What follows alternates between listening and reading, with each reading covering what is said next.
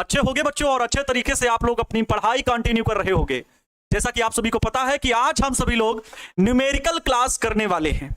बहुत सारे बच्चे हर बार यही सोच करके पीछे हो जाते हैं कि सर मुझे न्यूमेरिकल नहीं आता, लेकिन मैं आपको विश्वास दिला दूं, बहुत सारे बच्चे, बहुत सारे वे विद्यार्थी जिन्हें न्यूमेरिकल लगाना नहीं आता था, लेकिन इस वर्ष जुड़ करके उनका आत्मविश्वास, उनको न्यूमेरिकल हल करने में जो समस्या थी बिल्कुल दूर हो चुकी है। उनका आत्मविश्वास इतना बढ़ चुका है कि अगर मॉडरेट लेवल का, न ज्यादा हार्ड न ज्यादा सरल, किसी भी प्रकार का उन्हें प्रश्न दिया जाए तो वो आज बना पाने में सक्षम है। प्यारे बच्चों, सफलता एक दिन में नहीं मिलती, बल्कि प्रत्येक दिन हर परिस्थिति, हर कठिनाई को सामना करने के बाद मिलती है। अगर एक दिन में सफलताएं मिलती होती तो हर घर में सिकंदर होते। ये चीज हमेशा याद रखें। तो प्यारे बच्चों, विद्युत धारा के न्यूमेरिकल आज हम लोग सीखेंगे, लेकिन न्यूमेरिकल की क्लास को कभी भी इस तरह से मिस मत कीजिए कि हमें तो ये नहीं आता या हम ये नहीं समझ पाए तो हम इसे छोड़कर चले जाएं, हम ये छोड़ करके चले जाएं। ऐसा कभी भी मत कीजिएगा, क्योंकि अगर बच्चों न्यूमेरिकल की क्लास आपने मिस की तो मतलब आप बहुत बड़ी चीज मिस कर रहे हो। मैं मानता हूं न्यूमेरिकल का वेटेज आपके एग्जाम में कम होगा। बच्चों टोटल 140 मार्क्स का पूछा जाएगा पेपर, बनाया कितना जाएगा 70 का। 35 ऑब्जेक्टिव पूछे कितने जाएंगे 70 ऑब्जेक्टिव पूछे जाएंगे, बनाया कितना जाएगा 35। 70 नंबर के सब्जेक्टिव क्वेश्चन पूछे जाएंगे, बनाया कितना है, बनाना आपको कितना है 35। मतलब टोटल 50% आपको क्वेश्चन बनाने हैं। बाई वन गेट वन वाला रूल है। तो आप क्या करोगे, न्यूमेरिकल वाला छोड़ देना। लेकिन वहीं पर बच्चों एक बात बता दूं, न्यूमेरिकल आपको पूरे नंबर देके जाता है। किसी एग्जामिनर की औकात नहीं है कि आपका क्वेश्चन काट ले, आपके नंबर काट ले, क्योंकि न्यूमेरिकल में अगर आपका लगाने का तरीका बिल्कुल स्पष्ट और सही रहा तो फिर आपको पूरे मार्क मिलने चाहिए। ये न्यूमेरिकल कहता है। उसमें 2 पेज, उसमें 5 पेज, 3 पेज, ये नहीं देखा जाता कितना भरा है। चाहे छोटा न्यूमेरिकल हो चाहे बड़ा न्यूमेरिकल हो, जितने नंबर का होगा उतने नंबर एग्जामिनर को देना होगा। इसलिए न्यूमेरिकल को वैसे भी सीखो, ठीक है। तो सभी का वेलकम है आज की इस प्यारी सी क्लास में, शानदार क्लास में। प्यारे बच्चों, लेक्चर नंबर 19 है, न्यूमेरिकल क्लास है और चैप्टर नंबर 3 हम लोग पढ़ रहे हैं विद्युत धारा। आज हम फार्मूला शीट भी करेंगे। आप सभी का स्वागत है। नमस्तुभ्यम, नमस्कार, आभार, अभिनंदन आप सभी प्यारे बच्चों का। शुभ संध्या गुरु जी, ठीक है। गार्गी जायसवाल जी हैं हमारे साथ में, अंजलि कुमारी जी हैं, अनीशा पटेल जी हैं, लक्ष्मी कुमारी जी हैं, गुड्डू कुमार हैं, और ये खुशी आर्या जी हैं, शहजादी रितु पटेल, करीना कुमारी, संजय कुमार, ठीक है, सुमित सिंह, है ना, सभी लोग, राकेश गुप्ता, सृष्टि, श्रेया, अंकित सिंह जी। सर आप नोट्स क्या कह रहे हैं? फार्मूला सीट तो आज बताएंगे। राधे राधे गुरु जी, वेरी गुड, क्लियर। हाँ गार्गी जायसवाल जी, आपका बर्थडे है तो ठीक है भाई, आपको बहुत बहुत शुभकामनाएं। ईश्वर आपको बहुत ऊंचाइयों तक ले जाए, असीम ऊंचाइयों तक ले जाए। आप हमेशा खुश रहें, स्वस्थ रहें, मस्त रहें, ठीक है। दूसरों को भी खुश रखने का हमेशा प्रयास करें। एक लोग लिख रहे हैं सर आपके चरणों में अंधाधुंध प्रणाम। ठीक है भाई, सभी को आशीर्वाद, बहुत बहुत स्नेह, बहुत बड़ा प्यार। आप सभी छोटों को आप मेरी तरफ से बहुत बहुत भर भर के प्यार, ठीक है। तो छापा सुल्तानों, आप तैयार हो जाओ क्लास को कंटिन्यू करने के लिए। हम लोग बच्चों आज क्लास 12th फिजिक्स के चैप्टर नंबर 3 के न्यूमेरिकल लगाएंगे। उससे पहले हम आपको फार्मूला शीट सिखाएंगे। फार्मूला शीट, चलो तो ओहो, चलो भाई, फार्मूला शीट मतलब एक एक फार्मूला जो इस चैप्टर का है वो हमें लिखना है। एक लोग हमसे पता क्या बोले थे कि सर आप फार्मूला शीट नोट्स में दे दीजिए। मैंने कहा आप अपने पेज में कम से कम ये काम तो कर लो, नोट्स तो पूरी निकाल लोगे, लेकिन उसकी समरी अर्थात फार्मूला शीट तो खुद से बना लो। फार्मूला शीट तो खुद से बना लो। समझ में आई मेरी बात? हाँ, फार्मूला शीट तो खुद से बना लिया करो, ये चीज याद रखो भाई। फार्मूला शीट खुद से बनाओ एकदम। अब आइए फार्मूला शीट बनाते हैं, अर्थात जितने भी फार्मूले हैं हम लोग उनको लिखना शुरू करते हैं। सबसे पहले बच्चों वैद्युत धारा का फार्मूला क्या है? क्या मैं वैद्युत धारा लिखूं या सीधे फार्मूला लिख दूं, है ना? सीधे फार्मूला लिख दूं वो ज्यादा सही है। आई बराबर क्या होता है बच्चों? Q अपान में T होता है ना। धारा घनत्व, व्हाइट कलर से लिखता हूं ज्यादा अच्छा रहेगा। धारा घनत्व, ठीक है, धारा घनत्व। धारा घनत्व को किससे रिप्रेजेंट करते हैं बच्चों? J से, और J बराबर होता है I अपान में A होता है धारा घनत्व का फार्मूला। सारे फार्मूले आज आपको याद करने हैं तीसरे चैप्टर में जितना आपको पढ़ाया गया। अनुगमन वेग का फार्मूला कितने लोगों को पता है? अनुगमन वेग का फार्मूला कितने लोगों को याद है? Vd इज इक्वल टू, आपको सिखाया गया था, Vd is equal to small E capital E अपान में m इंटू टाउ। इसके और भी ढेर सारे फार्मूले बच्चों बताए गए थे। Vd is equal to small E v upon में m l इंटू टाउ। ये v कैपिटल V क्या है? यहाँ पर विभवांतर है, ठीक है। और अनुगमन वेग का धारा से संबंध क्या बताया गया था? तो Vd is equal to I upon में ANE, I अपान में ANE। ये ढेरों फार्मूले आप लोगों को अनुगमन वेग से संबंधित बताए गए थे। Vd is equal to I upon में ANE, ये ढेरों फार्मूले बता दिए गए थे। यस और नो? ये आपको फार्मूले बच्चा पार्टी आपको याद रखना है, ये फार्मूले आपको याद रखने ही है, इसके अलावा कोई दूसरा ऑप्शन नहीं है। बोलिए, कोई दूसरा ऑप्शन है? नहीं गुरुजी, हम तो नहीं याद करेंगे, जन्नी मैया की कसम, भले हमें याद करा के दिखा लीजिए। हाँ, समझ गए? ये चारों फार्मूले समझ गए? साजिद, आपका भी बर्थडे है, सबके बर्थडे आज ही हैं, आपको भी बहुत बहुत शुभकामनाएं सर, मैं आपका बहुत बड़ा फैन हूं। अच्छा सर, आप ओके सर, तीसरा चैप्टर वाला नहीं आता? क्यों नहीं आता है? सब पूरे लेक्चर देखोगे, हर एक चीज समझ में आएगी। फार्मूला सीट बन गया सचिव, वाह बहुत बढ़िया। ऋतिक जी कह रहे हैं कि सर मेरा पूरा फार्मूला सीट तैयार है, ये बहुत बढ़िया बात है। मेरे कहने से पहले, मेरे बनाने से पहले अगर ये काम आप कर रहे हो तो इससे बेहतर कुछ है नहीं। मतलब तैयारी के लिए आप स्वयं से प्रेरित हो, खुद से आप ही प्रेरित कहते हैं, इसे सेल्फ मोटिवेशन बोलते हैं। चलिए आगे बढ़ते हैं। अनुगमन वेग के बाद हम लोगों ने प्रतिरोध पढ़ा था, ओम का नियम, V = IR, है ना, V = IR। यहां से R की वैल्यू भी हम लोग इसी से निकालते हैं, क्या होती है, ml/में ANE² टाउ। इसी से तो हम लोग बता लेते हैं कि प्रतिरोध किन कारकों पर निर्भर करता है। ये ओम का नियम है और ये प्रतिरोध का सूत्र है ना। प्रतिरोधों का फिर संयोजन पढ़े थे। प्रतिरोधों का श्रेणी क्रम संयोजन क्या होता है, कौन बताएगा? प्रतिरोधों का श्रेणी क्रम, इत्मीनान से बनाइए, बहुत जल्दबाजी मत कीजिए, और नहीं बहुत हंसी मजाक का विषय है, हर पल हंसी मजाक ही मत खोजा करिए कि एंजॉय कराएंगे तो एंजॉय ही कराएंगे। श्रेणी क्रम संयोजन क्या होता है? श्रेणी क्रम संयोजन का सूत्र क्या होता है? श्रेणी क्रम संयोजन का सूत्र R = R1 + R2 + R3 या R4, जितने भी प्रतिरोध जुड़े हो उतने जोड़ सकते हो। उसके बाद समांतर क्रम संयोजन का सूत्र क्या होता है? अगर प्रतिरोधों का समांतर क्रम संयोजन हो, और सभी को पता है समांतर क्रम संयोजन किस प्रकार होता है, यहां चित्र बनाने की जरूरत नहीं है, यहां केवल और केवल बच्चों आप फार्मूला सीट बना रहे हो। तो समांतर क्रम संयोजन 1/R = 1/R1 + 1/R2 + 1/R3, ये फार्मूले हो गए, ठीक है, ये फार्मूले हो गए, क्लियर? अभी और इसके बाद बच्चों आप लोगों ने क्या प्रतिरोध के बाद गतिशीलता क्या पढ़ी थी? क्या आप लोगों ने गतिशीलता, मोबिलिटी पढ़ी थी? गतिशीलता किनको याद है? म्यू = VD/E, म्यू = VD/E, ये किसको याद है? गतिशीलता का सूत्र। अगर बच्चों मैं विशिष्ट प्रतिरोध कहूं या वैद्युत चालकता कहूं, वैद्युत चालकता पहले हमको पढ़ना है, वैद्युत चालकता, तो वैद्युत प्रतिरोध के व्युत्क्रम को वैद्युत चालकता कहते हैं, जिसे G से डिनोट करते हैं, और वैद्युत प्रतिरोध के व्युत्क्रम को कहते हैं तो 1/R। बच्चों इसके बाद मैंने विशिष्ट प्रतिरोध बताया था, यस और नो? क्या मैंने विशिष्ट प्रतिरोध या प्रतिरोधकता बताई थी? विशिष्ट प्रतिरोध या प्रतिरोधकता, विशिष्ट प्रतिरोध या प्रतिरोधकता, विशिष्ट प्रतिरोध या प्रतिरोधकता किनको याद है? गुरुजी हमें तो नहीं याद है, क्योंकि हम रोज पढ़ने ही नहीं आते हैं, आपकी लाइव क्लास में हम कभी कभार जुड़ते हैं, और इसीलिए हमें लेटू सुल्तान बोला जाता है। सर आज मेरा भी तैयार है, दूल्हे राजा जी आए है। क्या नाम है दूल्हे राजा जी, हमसे यार हमें विश्वास नहीं होता, इतने खतरनाक बच्चों को हम पढ़ा रहे हैं, और हम बड़ा गर्व महसूस करते हैं ऐसी बातों पर। हाँ, विशिष्ट प्रतिरोध या प्रतिरोधकता बच्चों, विशिष्ट प्रतिरोध या प्रतिरोधकता को किससे डिनोट किया गया था? रो से डिनोट किए थे, और रो = E/J था, यस और नो? E/J था। और इसी को हल करने के बाद बच्चों रो की वैल्यू क्या मिली थी? रो की वैल्यू मिली थी RA/L। इसका मात्रक क्या होता है? ओम मीटर होता है, पूछा जाता है इसलिए मैंने यहां पर लिख दिया, बाकी हर एक चीज के मात्रक लिखे नहीं है, यहां पर देख सकते हो केवल सूत्र लिखे जा रहे हैं। तो ये चलो, एक फार्मूला ये हो गया विशिष्ट प्रतिरोध या प्रतिरोधकता का, जिसे हम रो से डिनोट करते हैं, ठीक है, जिसे हम रो से डिनोट करते हैं। एक सूत्र ये हो गया वैद्युत चालकता का, ये गतिशीलता मोबिलिटी का हो गया।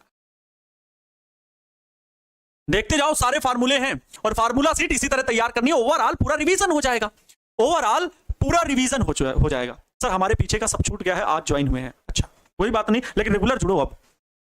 सर आप हमारे जान हैं, बताएं सीना चीर के दिखाएं, नहीं ना सीना चीर के मत दिखाओ। आगे बच्चों, विशिष्ट प्रतिरोध के व्युत्क्रम को क्या कहते हैं? विशिष्ट चालकता कहते हैं, स्पेसिफिक कंडक्टिविटी, इसको क्या बोलते हैं? Specific resistance. ये बच्चों साधारण प्रतिरोध है जो कि तार का है, और ये तार की प्रकृति किसकी है? ये तार का प्रतिरोध होता है, तो और तार का प्रतिरोध वो कॉपर, एल्यूमिनियम, लोहा, चांदी, किसका बना हुआ इससे कोई फर्क नहीं है, लेकिन ये प्रकृति पर निर्भर करता है विशिष्ट प्रतिरोध, उसका क्षेत्रफल कितना है, और वो किस पदार्थ का बना हुआ है, चांदी का है कि लोहा का है, कॉपर, वो उसका विशिष्ट प्रतिरोध कहलाता है, स्पेसिफिक रेजिस्टेंस जो स्वयं का उसका है। तो ये हो गया बच्चों विशिष्ट प्रतिरोध तथा प्रतिरोधकता। और इसी के व्युत्क्रम को क्या कहते हैं बच्चा पार्टी? विशिष्ट चालकता कहते हैं। तो मैं यहीं पर लिख दे रहा हूं क्योंकि मेरे पास आगे विशिष्ट चालकता, विशिष्ट चालकता, और विशिष्ट चालकता को बच्चों किससे लिखते हैं? सिग्मा से लिखते हैं। और ये विशिष्ट प्रतिरोध के व्युत्क्रम को कहते हैं रो, और रो की वैल्यू जब लिखेंगे तो L अपान में RA होगा, L अपान में RA होगा, ठीक है, L अपान में RA होगा, ठीक है। मात्रक पता है इसका मात्रक क्या होता है? ओम इनवर्स मीटर इनवर्स होता है, तो ओम इनवर्स को साइमन महो भी बोलते हैं इसको। इसका मात्रक क्या होता है वैद्युत चालकता का? महो भी होते हैं, ओम भी बोलते हैं, साइमन भी बोलते हैं। ये सारे मात्रक याद रखो क्योंकि इनसे ऑब्जेक्टिव बनते हैं। तो ओवरऑल आपका पूरे इस टॉपिक का रिवीजन हो रहा है। ना सिर्फ ये बच्चों फार्मूला सीट है बल्कि ये आपका रिवीजन मंत्र है, ये रिवीजन मंत्र है, आज ये दोहराने का मंत्र है, ये मंत्र है रिवीजन मंत्र। तो फार्मूला सीट रिवीजन मंत्र के रूप में आपके सामने चल रही है, फार्मूला सीट रिवीजन मंत्र के रूप में है, ठीक है।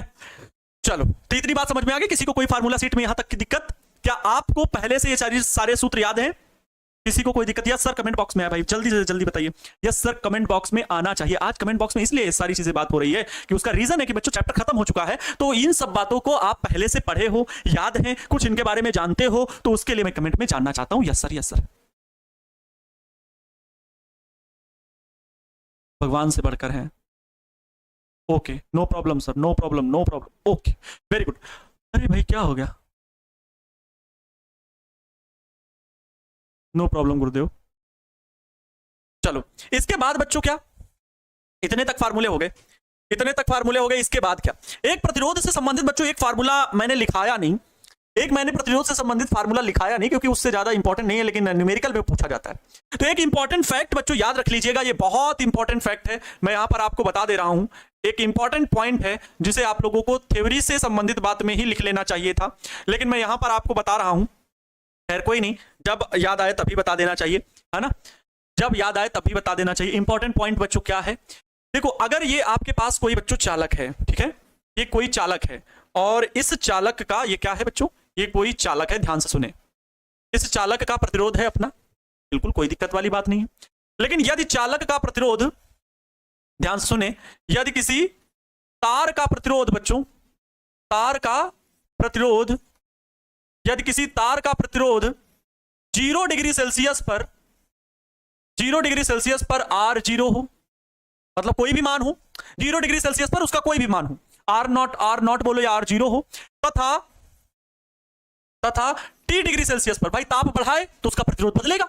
T डिग्री सेल्सियस पर तार का प्रतिरोध, तार का प्रतिरोध RT हो तब, RT हो तब इसके लिए बच्चों एक सूत्र बताया, और सूत्र क्या बताया कि T डिग्री सेल्सियस पर जो RT प्रतिरोध का मान होगा, उस RT की वैल्यू क्या होगी, उस RT की वैल्यू क्या होगी? वो बच्चों होगी R0 या R0 कह लो, और ब्रैकेट में 1 plus alpha T, 1 plus alpha T. T क्या है? वही तापमान की वैल्यू। R0 क्या है? 0 डिग्री सेल्सियस पर प्रतिरोध का मान है। अब बात ये आई कि सर ये अल्फा क्या है, सर ये अल्फा क्या है? तो यहां पर जो अल्फा है बच्चों, उसे प्रतिरोध ताप गुणांक कहते हैं। क्या कहते हैं? यहां अल्फा जो है, अल्फा प्रतिरोध ताप गुणांक है। क्या है? प्रतिरोध ताप गुणांक है, प्रतिरोध ताप गुणांक है। ये अल्फा क्या है? प्रतिरोध ताप गुणांक है, याद रखिएगा, प्रतिरोध ताप गुणांक है। इसी प्रकार से बच्चों ऐसा नहीं कि प्रतिरोध के लिए ही है, ये बच्चों विशिष्ट प्रतिरोध के लिए भी हो सकता है। अगर बात विशिष्ट प्रतिरोध की आ जाएगी कि किसी तार का विशिष्ट प्रतिरोध 0 डिग्री सेल्सियस पर ρ0 है, तो ρT, T डिग्री सेल्सियस पर विशिष्ट प्रतिरोध का मान ρT बराबर ρT, रोटी खाने वाली नहीं हो रही, ρ0 और 1 प्लस अल्फा टी। बच्चों ये विशिष्ट प्रतिरोध के लिए भी काम कर जाएगा। ओहो, विशिष्ट प्रतिरोध के लिए भी यही सूत्र काम कर जाएगा। यही सूत्र इस प्रकार से बनेगा जैसे ये बनाए हैं वैसे ये बनाए हैं। ये दोनों सूत्र आप याद कर लीजिएगा, कभी इससे न्यूमेरिकल पूछा जा सकता है। और अगर आपके पास ये न्यूमेरिकल आएगा, ऐसा प्रश्न लिखा रहेगा कि यदि किसी तार का प्रतिरोध 0 डिग्री सेल्सियस पर 4 ओम हो तथा 25 डिग्री सेल्सियस पर, या 25 डिग्री सेल्सियस पर 100 ओम हो तब चालक तार का प्रतिरोध ताप गुणांक ज्ञात कीजिए। तो इससे बच्चों प्रतिरोध ताप गुणांक का मान निकल आएगा। भाई आरटी की वैल्यू रखोगे, आर नॉट का वैल्यू रखोगे, अल्फा टी तो दिया रहेगा, अल्फा की वैल्यू निकालनी होगी। अच्छा यहां से अल्फा का मान कितना होगा कौन बताएगा?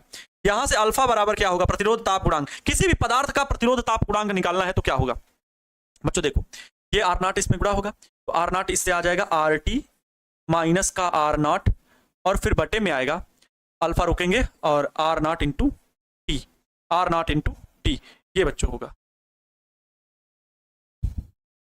ये होगा वैल्यू किसकी? ये वैल्यू होगी प्रतिरोध ताप गुणांक की। इसका मात्रक क्या होगा? मात्रक होगा प्रति डिग्री सेल्सियस। मात्रक क्या होगा? प्रति डिग्री सेल्सियस, क्योंकि आर प्रतिरोध कट जाएगा, केवल टी का मान होगा वो भी प्रति डिग्री सेल्सियस इसका मात्रक होगा। क्लियर हो गए? सारे पॉइंट्स क्लियर हो गए? देखो फार्मूला सीट इत्मीनान से ही चर्चा करनी है, हम भागेंगे, भाग दौड़ नहीं मचाएंगे, बिल्कुल भी नहीं, ये गलत काम हमें नहीं आता है ना। क्लियर हो गया बच्चों? इसके बाद कार्बन प्रतिरोध से संबंधित कितने लोग बात जानते हैं? कार्बन प्रतिरोध, कार्बन प्रतिरोध को हल करने का तरीका कितने लोगों को पता है? कार्बन प्रतिरोध का हल करने का तरीका किनको किनको पता है? Carbon resistance. अगर बच्चों कोई कार्बन प्रतिरोध इस प्रकार से है, ठीक है, अगर कोई कार्बन प्रतिरोध इस प्रकार से है, अगर कार्बन प्रतिरोध कोई इस प्रकार से, किस प्रकार से? एक रंग कलर ये है, एक रंग का कलर ये है और एक रंग का कलर ये वाला है, एक रंग जो है, एक रंग ये है, इस प्रकार से ये 4 रंग हैं। तो अगर कार्बन प्रतिरोध में 4 रंग है तो ये होगा बच्चों ए, ये होगा बी, ये होगा सी, टोटल 4 रंग होते हैं। 4 रंग की पट्टियों से ज्यादा रंग नहीं होंगे। कभी कभी ये नो कलर भी हो सकता है, चौथा रंग जो होगा वो कभी कभी नो कलर भी हो सकता है, बाकी नहीं। तो कार्बन प्रतिरोध का जो मान होगा हमेशा किससे निकालोगे? कार्बन प्रतिरोध, एक तरह से रिवीजन कर रहे हो, पूरे चैप्टर का ये रिवीजन है एक तरह से। कार्बन प्रतिरोध का जो मान निकालोगे, कार्बन प्रतिरोध का मान कितने लोगों को याद है? हाँ पलट लो पेज, रुको, पलट लो। तुमको क्या लगा हम देख नहीं पाएंगे? मारेंगे फेंक के, दिमाग सही हो जाएगा। इसको इनको लगा है कि ये सर नहीं देख रहे हैं, अब पेज पलट के देख रहा है कि जो कल लिखे थे उसमें कार्बन प्रतिरोध का मान कहाँ है। दिमाग खराब हो जाएगा। तुम्हारे जितनी चालाकियां है ना इधर सब दिमाग में रहती है, समझे रहे ना? अब पलट के देख रहे हैं कि कार्बन प्रतिरोध का मान क्या बताए थे सर। कार्बन प्रतिरोध का मान क्या होगा? इसका सूत्र क्या बताए थे? ए बी, इन दोनों रंगों का वर्ड कोड लिखना है, इनटू में तीसरे रंग का गुणांक लिखना है, तीसरे रंग का गुणांक लिखना है, फिर ओम लिखना है और फिर बच्चों प्लस माइनस जितने की भी त्रुटि हो रही है, कह लो वो प्रतिशत मान जो होता है डी प्रतिशत हो गया। ये बच्चों होगा इसका सूत्र, ये होगा सूत्र कार्बन प्रतिरोध वाला, ठीक है। ये इनका वर्ड कोड होता है ए बी का वर्ड कोड क्या लिखा जाएगा? वो जो टेबल बनाई गई थी। अब टेबल यहां पूरी नहीं लिखेंगे, B boy, great boy, very good boy, वो पूरा चीज नहीं लिखेंगे। ए बी का वर्ड कोड लिखेंगे, सी का गुणांक लिखेंगे, तीसरे रंग का क्या लिखेंगे? गुणांक लिखेंगे, और डी रंग का क्या लिखेंगे? प्रतिशत मान लिखेंगे। ये हमेशा याद रखेंगे, प्रतिशत मान लिखेंगे, ये चीजें याद रखोगे, प्रतिशत मान लिखेंगे, ठीक है सर। मेरा फार्मूला सीट बहुत अच्छे से बना, वेरी गुड। सभी विषयों में टाइम मैनेजमेंट कैसे करें? कोई बात नहीं सर, आप जान गए, बिल्कुल जान गए सर। मारिएगा मत, बर्थडे है मेरा। अच्छा ठीक है, नहीं ऐसी बात नहीं है, बर्थडे हम कुछ नहीं मानते, पढ़ाने के चक्कर में होते तो हम ये सब कुछ नहीं लेके चलते हैं। बर्थडे में ही तो ज्यादा कूटते हैं हम, बर्थडे वाले दिन हम ज्यादा कूटते हैं, याद रखो। बर्थडे वाले दिन ज्यादा कूटने का मन होता है हमें, उस दिन तो और हमें रोक टोक नहीं होती है, समझ रहे हो? चलो इसके बाद बच्चों क्या पढ़ना है? अब विद्युत शक्ति का सूत्र, वैद्युत शक्ति, वैद्युत ऊर्जा, वैद्युत ऊर्जा जो कि सूत्र पढ़े थे, W बराबर VIT बराबर I स्क्वायर RT बराबर V स्क्वायर अपान में R इंटू टी, ये लिखे थे। तो वैद्युत ऊर्जा की प्रति सेकंड क्षय होने की दर को ही क्या कहते हैं? वैद्युत शक्ति कहते हैं। तो वैद्युत शक्ति का सूत्र क्या होता है? वैद्युत शक्ति P बराबर होता है W अपान में T।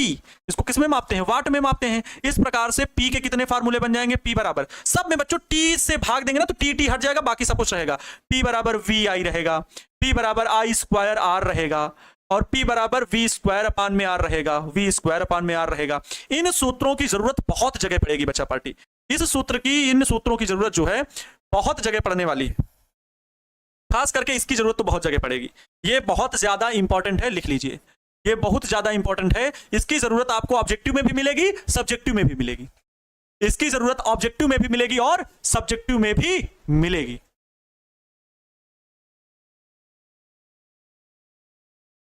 सर एक प्रिंसर नहीं मारते हैं, प्रिंसर काहे लिए मारेंगे, जब हम लोग पूरी भरपाई कर देंगे तो काहे लिए। स्टील की रॉड अब सब लोग इसको मारने लगे हैं ना, हाँ सब लोग जरूरी भी है, एक लोग के मारने से पूरा नहीं होगा। अगर हम अकेले मार रहे थे तो पूरा नहीं होगा। अब लगभग सब टीचर आपको हनेंगे, रोज उठेंगे उठा उठा के, तभी आप लोग मानोगे, मैं कहना तभी कहना मानोगे। ये शक्ति का सूत्र हो गया। इसके बाद बच्चों बढ़ते हैं विद्युत वाहक बल की ओर। देखो परेशान मत हो, इतना घबराने की जरूरत नहीं है, फार्मूला सीट आराम से ही तैयार करनी है, एक बार रिवीजन हो रहा है पूरा, ये जान लो। सेल का विद्युत वाहक बल क्या होता है, सेल का विद्युत वाहक बल, विद्युत वाहक बल का सूत्र क्या होता है, तो सभी को पता है सर, विद्युत वाहक बल सूत्र होता है E बराबर W अपान में Q। क्या होगा, E बराबर W अपान में Q, जो विद्युत विभव का होता है। सेल से प्रवाहित धारा का मान क्या होता है, I बराबर E अपान में capital R plus small r, यही होता है। सेल के आंतरिक प्रतिरोध का मान क्या होता है, स्मॉल r बराबर होता है कैपिटल R ब्रैकेट में E अपान में V माइनस 1, यही होता है, E अपान में V माइनस 1। ये सारे फार्मूले आप लोग याद हैं, नहीं याद है सर, हम रोज कहां तक याद करें, इतना पढ़ा देते हैं कि पूछिए मत, याद ही नहीं होता है, याद ही नहीं होता है, इतना पढ़ा देते हैं ना, याद ही नहीं होता है। ये आंतरिक प्रतिरोध का मान है, लिख दें क्या, ये किसका मान है, आंतरिक प्रतिरोध का मान है, सेल के आंतरिक प्रतिरोध का मान है। और ये किसका मान है, सेल की धारा का मान है, सेल से प्रवाहित वैद्युत धारा का मान है, सेल से प्रवाहित वैद्युत धारा का ये मान है,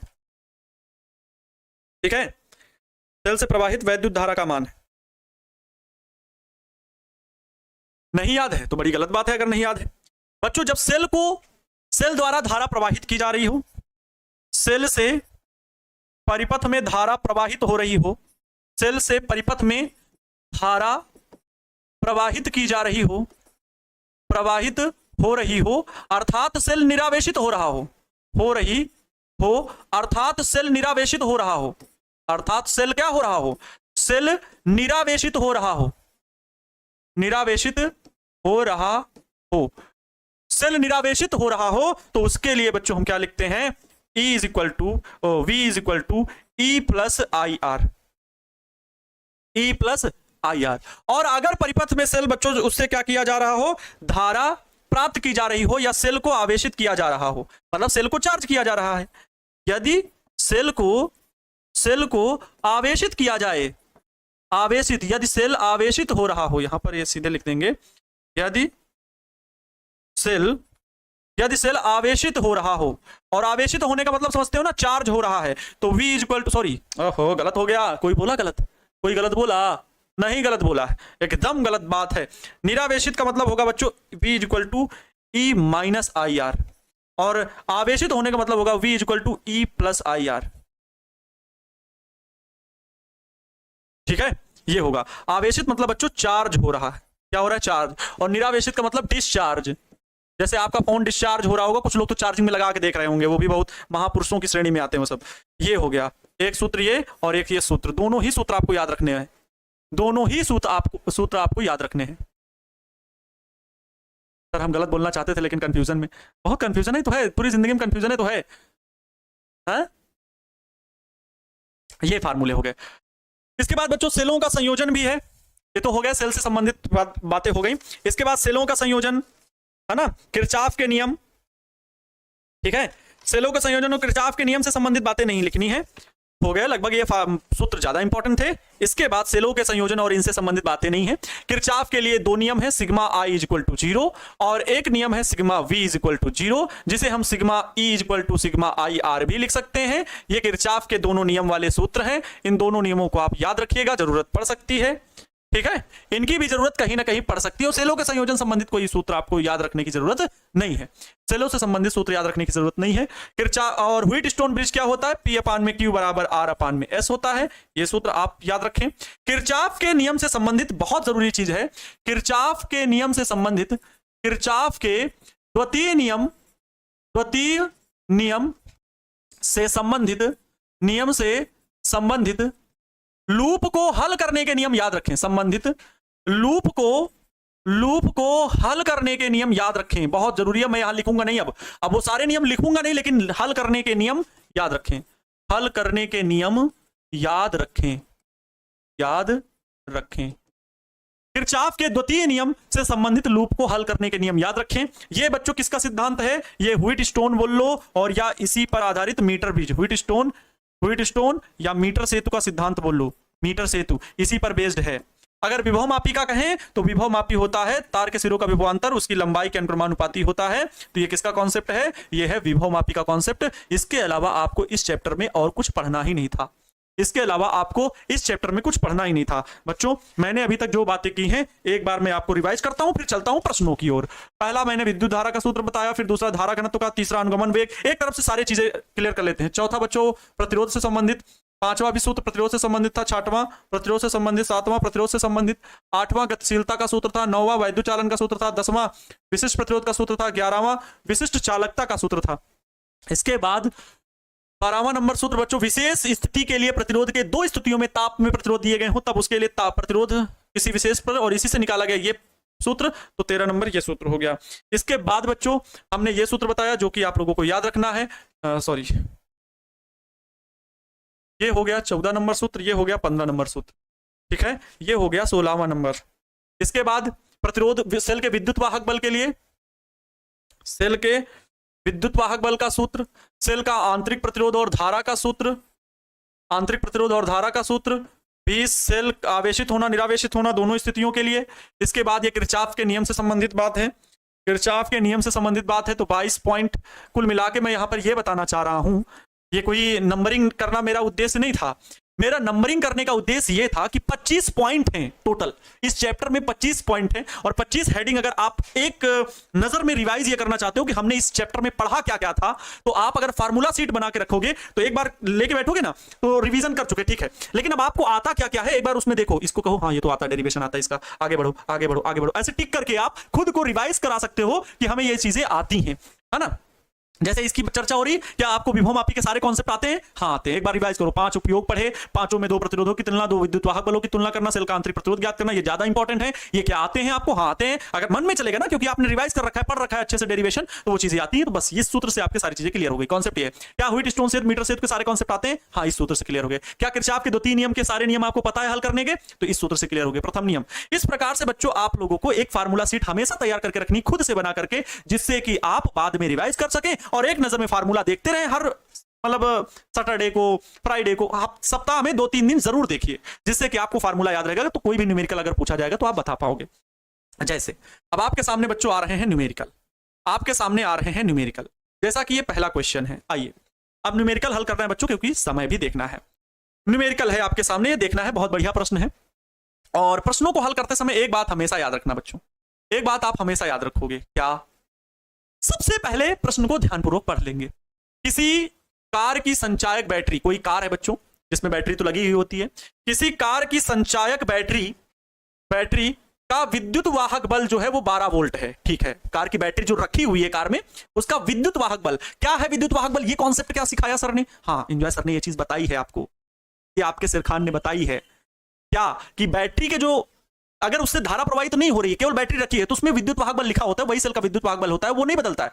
जब उस बैटरी से धारा प्रवाहित होने लगती है तो उस टर्मिनल के सिरों का जो विभवांतर होता है उसे हम टर्मिनल विभवांतर कहते हैं, वो विभवांतर माना जाता है, वो फिर सेल का विद्युत वाहक बल नहीं। विद्युत वाहक बल हमेशा फिक्स होता है, तो सेल का विद्युत वाहक बल 12 वोल्ट है। यदि बैटरी का आंतरिक प्रतिरोध 0.4 हो तो बैटरी से ली जाने वाली अधिकतम धारा का मान क्या है? प्रश्न को केयरफुली पढ़ लिए, अब लिखना शुरू करते हैं।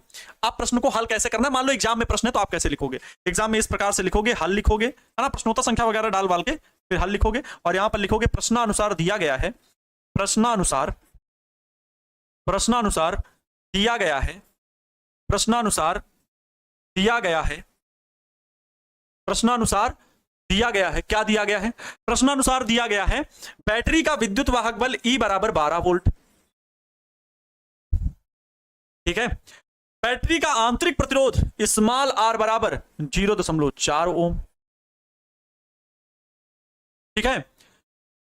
कह रहे बैटरी से ली जाने वाली अधिकतम धारा I मैक्सिमम का मान बताना है, तो I मैक्सिमम लिख लेंगे और बराबर में क्वेश्चन मार्क आगे लगा देंगे। यही हमको ज्ञात करना है। हमको क्या निकालना है बच्चों? अधिकतम धारा का मान निकालना है। क्या निकालना है? अधिकतम धारा का मान निकालना है।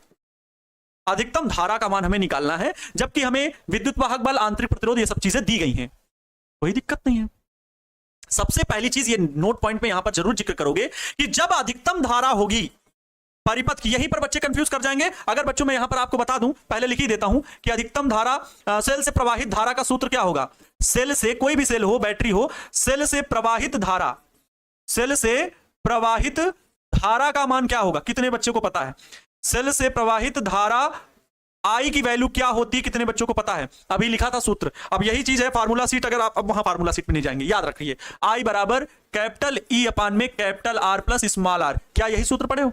अब आप बताओ, I मैक्सिमम आपको ज्ञात करना है, मतलब सेल से प्रवाहित धारा का मान ज्ञात करना है। E चाहिए, R चाहिए, स्मॉल r चाहिए। तो E पता है, स्मॉल r पता है, लेकिन कैपिटल R नहीं पता, नहीं तो वैल्यू मिल जाए। लेकिन आपको स्थिति याद है ना, कॉन्सेप्ट याद है। कॉन्सेप्ट यहां पर यह पकड़ना है कि यहां पर जो बात कह रहा है कि अधिकतम धारा, तो सेल से अधिकतम धारा प्रवाहित हो रही है। क्या बच्चों? सेल से कैसी धारा प्रवाहित हो रही है? अधिकतम। सेल से अधिकतम धारा प्रवाहित हो रही है। सेल से अधिकतम धारा प्रवाहित हो रही है, इसलिए क्या होगा? अतः बाह्य प्रतिरोध जो होगा, अतः प्रतिरोध, बाह्य प्रतिरोध जो सेल का होगा, बाह्य प्रतिरोध कैपिटल R बराबर 0 होगा। आंतरिक प्रतिरोध नहीं होगा, बाह्य प्रतिरोध जो कुल होगा वो 0 होगा। और ऐसी स्थिति में बच्चों जब हम अब हल करेंगे इसमें, तो I बराबर क्या मिलेगा?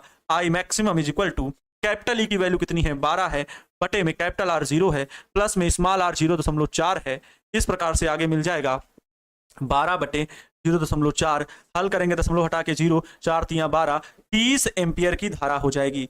उत्तर क्या हो जाएगा बच्चों? 30 एम्पियर। यही आपका आंसर हो जाएगा। ठीक है, यही आपका आंसर हो जाएगा। क्लियर है बच्चों? यही आपका क्या हो जाएगा? उत्तर हो जाएगा, आंसर। चलो नोट कर लीजिए, 30 होगा शायद। हाँ भैया 30 ही होगा, 30 एम्पियर बच्चों इसका उत्तर आ जाएगा। क्या ये सब प्रश्न आसान था? सर ये कौन से प्रश्न है? ये प्रश्न है बच्चों आपके एनसीईआरटी को, एनसीईआरटी के क्वेश्चन है, एनसीईआरटी के। ठीक है, जितने भी एनसीईआरटी के क्वेश्चन होंगे वो हम कराएंगे आपको। इसके अलावा भी मेरे पास बहुत सारे क्वेश्चन हैं, लेकिन एनसीईआरटी के पहले कराएंगे। आज तो आपके एनसीईआरटी के क्वेश्चन ही होंगे। फिलहाल आज समय कम मिला है, क्योंकि हमने बताया है क्या आपको, फार्मूला सीट। तो आज आपको ज्यादा से ज्यादा मैं होमवर्क दे दूंगा, क्वेश्चन के क्या दे दूंगा? होमवर्क दे दूंगा, और फिर जो जितने हो जा रहे हैं उतने करवा दे रहे हैं। 10 वोल्ट विद्युत वाहक बल वाली बैटरी जिसका आंतरिक प्रतिरोध कितना है? 3 ओम है। ध्यान से सुनो इसको। किसी प्रतिरोधक से संयोजित है। ठीक है, यदि परिपथ में धारा का मान, इसमें धारा का मान दिया गया 0.5 एम्पियर, ए का मतलब बच्चों होता है एम्पियर हो, तो प्रतिरोधक का प्रतिरोध क्या है? मतलब प्रतिरोध का मान बताना है। और जब परिपथ बंद है, अर्थात परिपथ बंद है, सर्किट, तो सेल की टर्मिनल वोल्टता क्या होगी? बहुत बढ़िया प्रश्न है, बहुत बढ़िया प्रश्न है बच्चों, ध्यान से सुनो। यहां पर कह रहे हैं 10 वोल्ट विद्युत वाहक बल वाली बैटरी। अब इसका एक चित्र भी बनाते हैं, इसका एक चित्र भी बनाते हैं बच्चों। ये सेल का आंतरिक प्रतिरोध, और इससे कोई बाह्य प्रतिरोध भी जुड़ा हुआ है। यहां पर बच्चों एक कुंजी मैंने लगा दी। सर ये कुंजी क्या काम करेगा? अभी बताते हैं। ये बच्चों बाह्य प्रतिरोध है, ये सेल का विद्युत वाहक बल E है, प्लस माइनस, और ये आंतरिक प्रतिरोध R है। ये कुंजी K लगा हुआ है। देखो कितना बढ़िया परिपथ बना दिए। अब बस गौर से सुनना तो मजा आएगा बच्चों। 10 वोल्ट विद्युत वाहक बल वाली बैटरी जिसका आंतरिक प्रतिरोध 3 ओम है, लिखा हुआ है। आइए इसको लिख भी देते हैं। ठीक उसी प्रकार हल करना शुरू करेंगे जैसे है। बाद में हम पूछेंगे कि क्या पूछ रहा है सवाल, वैसे लिखेंगे। हल क्या करना है? बहुत सारे बच्चे देखो हल करने लगे, उनको समझ में आने लगा कि हमें कैसे हल करना है ना? देखो तो प्रश्नानुसार दिया गया है, प्रश्नानुसार दिया गया है, क्या दिया गया है? प्रश्नानुसार दिया गया है कि सेल का विद्युत वाहक बल जो E का मान है वो कितना है? 10 वोल्ट है। सेल का आंतरिक प्रतिरोध जो स्मॉल r की वैल्यू है वो कितना है? 3 ओम है, किसी प्रतिरोधक से संयोजित है, ये है प्रतिरोधक, आर क्या है बच्चों, ये प्रतिरोधक से जोड़ा गया, इस बैटरी को देख सकते हो बाह्य प्रतिरोधक से जोड़ा गया, एक कुंजी भी लगा दी गई है। यदि परिपथ में धारा का मान 0.5 एम्पियर हो तो, मतलब अगर बच्चों कुंजी ऑन की जाए तो परिपथ में धारा आई जो है, परिपथ में धारा आई का मान जो है वो कितना है, 0.5 एम्पियर है, 0.5 एम्पियर है। तो प्रतिरोधक का प्रतिरोध क्या है, प्रतिरोधक मतलब बच्चों कैपिटल आर का मान ये पूछ रहे हैं कि प्रतिरोधक कैपिटल आर बराबर कितना होगा। फिर कह रहे हैं जब परिपथ बंद है तो परिपथ की वोल्टता क्या होगी, मतलब बच्चों वोल्टता V का मान भी आपको बताना है, क्वेश्चन मार्क, V का मान भी आपको बताना है। ये दो चीजें ज्ञात करनी है, 3 चीजें दी गई हैं। आइए हल करते हैं, बड़ा आसान लग रहा है मुझे तो भाई बहुत आसान लग रहा है। आइए प्रश्न की भाषा को पढ़ करके हल करेंगे। ERI दिया गया है, कैपिटल आर चाहिए, क्या आप बच्चों इसी सूत्र से देखिए कैपिटल आर मिल जाएगा, IER दिया हो तो कैपिटल आर, यही न्यूमेरिकल में करना है, बस यही चीजें सीख गए कि हमें 3 चीजें ज्ञात हैं, चौथी चीज निकालनी है, तो ये 3 से उसी सूत्र में चले जाओ। क्या, धारा के सूत्र में I बराबर सेल से प्रवाहित धारा का सूत्र I बराबर कैपिटल E अपान में capital R plus small r। तो धारा I का मान हो जाएगा कितना, धारा I का मान कितना हो जाएगा 0.5, रख दो वैल्यू 0.5 बराबर में कैपिटल E का मान कितना है 10 वोल्ट है और स्मॉल r का मान 3 है। तो 10 वोल्ट बटे में कैपिटल R का मान तो ज्ञात करना है, प्लस स्मॉल r का मान कितना है 3 है। चलो इसे हल करो बच्चों, इसे हल करो, कैसे हल करोगे, अच्छा ये क्या होगा बच्चों, दशमलव हटा दो, दशमलव हटा दो तो नीचे क्या बनेगा 10, 5 दूनी 10, वो 2 इधर, मतलब ये 0.5 का मतलब 1/2 लिखा हुआ है, आधा लिखा हुआ है ना। तो r+3 इधर आ जाएगा, r+3 इधर आ जाएगा, बराबर में बच्चों जो 1/2 है मतलब कह सकते हैं 10 × 2 हो जाएगा, समझ गए, क्योंकि हम 0 यहां पर लिख दे रहे हैं आगे बढ़ा करके, 0.5 का मतलब 1/2 होगा और 1/2 बराबर 10 बटे में r+3 लिखा हुआ है। हमें r की वैल्यू चाहिए, 10 दूनी 20 हो गए, तो कैपिटल R बराबर 20, 10 दूनी 20 और 3 इधर प्लस का उधर गया तो माइनस का, 20 - 3 तो R बराबर 17 ओम हो गया। R बराबर क्या हो गया 17 ओम। ये बच्चों प्रतिरोधक का मान आ गया, किसका मान आ गया, प्रतिरोधक का, प्रतिरोधक। अब कह रहे हैं यदि परिपथ बंद हो तो वोल्टता का मान बताइए, मतलब बच्चों ये परिपथ बंद हो गया, परिपथ बंद हो गया मतलब कुंजी ऑन कर दिया आपने, टिचुक दबा दिया बटन को, अब परिपथ में धारा प्रवाहित हो रही है, तो अब बच्चों इस प्रतिरोध के सिरों का क्या कार्य करेगा, वोल्टता कार्य करेगी। और अब सेल से धारा प्रवाहित हो रही है तो सेल क्या हो रहा है, डिस्चार्ज हो रहा है, बैटरी क्या हो रही है, डिस्चार्ज हो रही है ना, बैटरी क्या हो रही है, डिस्चार्ज हो रही है। तो यहां पर कहेंगे सेल निरावेशित हो रहा है, सेल निरावेशित हो रहा है, हो रहा है, अर्थात V = E - IR, V = E - IR। तो V = बच्चों V = E की वैल्यू कितनी है, E की वैल्यू कितनी है 10 माइनस IR,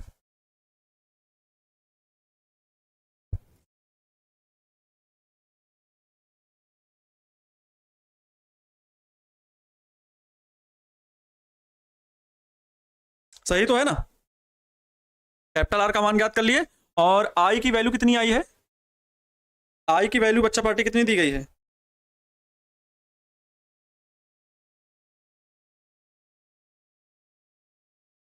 I की वैल्यू कितनी दी गई है, मिल ही नहीं रही है, हाँ लिखा है ये, अच्छा I का मान ये लिखा हुआ बच्चों, I का मान ये लिखा हुआ है, हम ध्यान ही नहीं दे पा रहे थे। I का मान 0.5 वोल्ट है, I का मान दिया गया है कितना 0.5 वोल्ट, पहले लिख लेते हैं वाइट कलर में लिखे, V बराबर E की वैल्यू 10 वोल्ट थी माइनस I का मान दिया गया था 0.5 इंटू स्मॉल r क्या आंतरिक प्रतिरोध का मान कितना दिया गया 3, हो गया, क्या मिलेगा V बराबर बच्चों 10 माइनस 5 से गुणा करो, 5 × 15 मतलब 1.5 लिखा जाएगा, 10 में 1.5 घटेगा तो V बराबर 8.5 आ जाएगा, 8.5 वोल्ट उत्तर हो जाएगा। यही प्यारे बच्चों इसका आंसर हो गया, यही प्यारे बच्चों इसका, ओहो ये क्या हो गया, यही इसका उत्तर हो जाएगा, 8.5 वोल्ट इसका आंसर हो जाएगा। क्या बच्चों समझ में आया, बताइए क्या ये समझ में आ चुका है, हाँ नहीं, V = ओम के नियम से थोड़ी ना लगा दोगे, ओम के नियम से V = IR, सर बता दीजिए IR, अरे हाँ V = IR, R का मान निकाल चुके हो 17, I का मान 0.5 हल करके निकाल लोगे, हाँ सर ओम के नियम से भी निकाल लेंगे, V = IR ओम के नियम से भी हल कर सकते हो, लेकिन बाह्य प्रतिरोध रखना, ये स्मॉल r वाला आंतरिक प्रतिरोध नहीं रखना, ठीक है। V = I की वैल्यू कितनी है 0.5 इंटू R का मान कितना है, R का मान कितना है 17 ओम, तो V बराबर क्या आ जाएगा 1/2 × 17 और इसकी वैल्यू कितनी आ जाएगी V बराबर 8.5।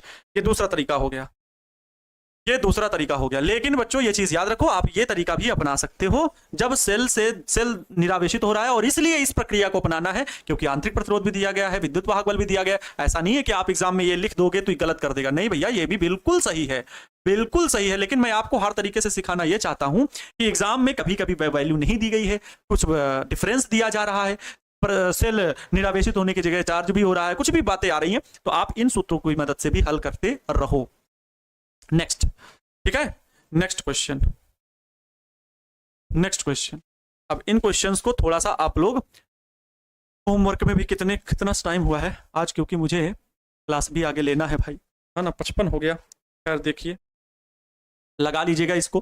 कमरे के ताप पर 27 डिग्री सेल्सियस पर किसी तापमान अवयव का प्रतिरोध 100 ओम है। यदि तापमान अवयव प्रतिरोध 170 ओम हो, 117 ओम हो, मतलब आरटी पर प्रतिरोध जो आरटी का मान है वो 117 ओम हो, तो अवयव का ताप क्या होगा? अवयव का ताप क्या होगा बच्चों? टी डिग्री सेल्सियस कितना होगा, इसका मान आपको निकालना है, ताप का मान निकालना है। आर टी बराबर आर जीरो और 1 प्लस अल्फा टी, इसमें टी का मान निकालना है, आर अल्फा का मान ये दिया गया है, आर जीरो का मान ये दिया गया है, ठीक है, आर टी का मान ये दिया गया है, और आपको निकालना है कमरे के ताप पर, मतलब 27 डिग्री सेल्सियस पर किसी तापमान अवयव का प्रतिरोध 100 ओम है, तो ये दिया गया है आर नॉट। टी की वैल्यू निकालनी है, आप निकाल लीजिएगा ये वैल्यू, आपका ये हो गया होमवर्क, ठीक है। नेक्स्ट बच्चों, 15 मीटर लंबे एल बराबर दिया गया है 15 मीटर, अनुप्रस्थ काट का क्षेत्रफल ए बराबर दिया गया 6.0 × 10⁻⁻7 मीटर स्क्वायर, और प्रतिरोध, इसका प्रतिरोध जो है आर बराबर 5.0 ओम मापा गया है। प्रायोगिक तार के प्रतिरोध की प्रतिरोधकता क्या होगी? रो बराबर आर ए अपान में एल होता है। रख करके हल कर लीजिएगा, होमवर्क है आपका। ऐसा नहीं कल मैं नहीं बताऊंगा, लेकिन हिंट दे रहा हूं, आप लोग इसको हल कर लीजिएगा। देखिए आर ए एल सब दिया गया है, प्रतिरोधकता आपको बतानी है, हल कर लेना। देखिए 5 मिनट में अगर मैं कुछ हिंट दे दूंगा तो आपकी कुछ डीपीपी तैयार हो जाएगी 2-3 क्वेश्चन की, तो आप कल हल करके लाओगे। अगला ये क्वेश्चन भी बच्चों प्रतिरोध ताप गुणांक से संबंधित है। 2 स्थितियों में प्रतिरोध दिया गया, प्रतिरोध ताप गुणांक अल्फा का मान बताना है, हल कर लेना। सूत्र क्या होगा? आर बराबर वही आर टी बराबर आर 0 और 1 प्लस अल्फा टी, यही सूत्र आपको लगा के हल करना है। नेक्स्ट, चलो अच्छा ये अभी रहने दो, इतने आप क्वेश्चन को हल करोगे। यहां तक आपका होमवर्क हो गया है। 3 क्वेश्चन मैंने होमवर्क में दिए हैं, आपको 3 क्वेश्चन बनाने हैं, ठीक है, 3 क्वेश्चन आपको होमवर्क में बनाने हैं। चले तो बच्चों, आज की क्लास कैसी लगी? उम्मीद है अच्छी लगी होगी, मस्त लगी होगी। मिलते हैं प्यारे बच्चों नेक्स्ट क्लास में। आप सभी के प्यार सपोर्ट के लिए शुक्रिया। मैं हमेशा से बोलता आया हूं कि आप जितनी मेहनत कर रहे हो इसलिए कर रहे हो क्योंकि हमने शुरू में कहा था बड़ी है पीर पर्वत सी पिघलनी चाहिए, हिमालय से फिर कोई गंगा निकलनी चाहिए। मेरा मकसद सिर्फ हंगामा फैलाना नहीं है, मेरा मकसद है कि ये सूरत बदलनी चाहिए। मेरे सीने में न सही तेरे सीने में सही दोस्त, लेकिन लगी हो आग बिहार बोर्ड में रैंक 1 लाने की। और रैंक 1 लाने की बच्चों उद्देश्य न सिर्फ आपका है, मेरा भी है कि मेरे विद्यार्थी जैसे इस वर्ष आए हैं 100 में 100 आउट ऑफ 100 लेकर के आए हैं फिजिक्स में और बहुत अच्छे मार्क्स गेन किए हैं, तो मैं बस वही चाहता हूं कि जब लगी हो आग मेरे सीने में न सही तेरे सीने में सही, लगी हो आग बिहार बोर्ड में रैंक 1 लाने की, तो वो आग लगनी चाहिए, वो आग लगनी चाहिए। और आप सभी के दिलों में वो आग लगी है क्योंकि मेरे नाम का स्वाभिमान आपके साथ जुड़ा हुआ है। और मैं नहीं चाहता कि कोई भी बच्चा कभी भी इसके लिए मेहनत से पीछे हट जाए, नहीं, कभी भी नहीं हो सकता। ना थके हैं पैर कभी, ना ही हिम्मत हारी है। मैंने देखे हैं कई दौर और आज भी सफर जारी है। थैंक यू सो मच बच्चों, wish you all the best. मां तेरे पसीने की हर एक बूंद को मैं मोती सा चमकाऊंगा, तू सपने बड़े देखना उसे पूरा करके मैं दिखाऊंगा। खुश रहें, मस्त रहें और दूसरों को भी खुश रखने का पूरा प्रयास करते रहें। गर्मी में बचें बाहर निकलने से, और हो सके तो छत में बच्चों एक मटके में या किसी भी पॉट में पानी भर करके जरूर रखें पक्षियों के लिए। और बाहर अगर आपके पास व्यवस्था है, हैंड पंप है या समरसेबल है, तो किसी भी बड़े पॉट में बाल्टी में बीच बीच में पानी बाहर जा करके जरूर रख दिया करें जानवरों के लिए, ठीक है। गर्मी का बहुत ज़्यादा चल रहा है प्रकोप और बहुत ज़्यादा अब गर्मी पड़ रही है और आगे आने वाले 1-1.5 महीने बहुत पड़ेगी। तालाब वगैरह सूख चुके हैं, तो जानवरों को, पक्षियों को भी जिम्मेदारी हमारी बनती है कि जो हमारे आसपास के हैं उन्हें पानी जब सड़क से निकल रहे हो तो कम से कम पानी पी के जा सके। मिलते प्यारे बच्चों नेक्स्ट क्लास में, तब तक खुश रहें, मस्त रहें, मन लगा करके पढ़ाई करते रहें। जय हिंद, वंदे मातरम।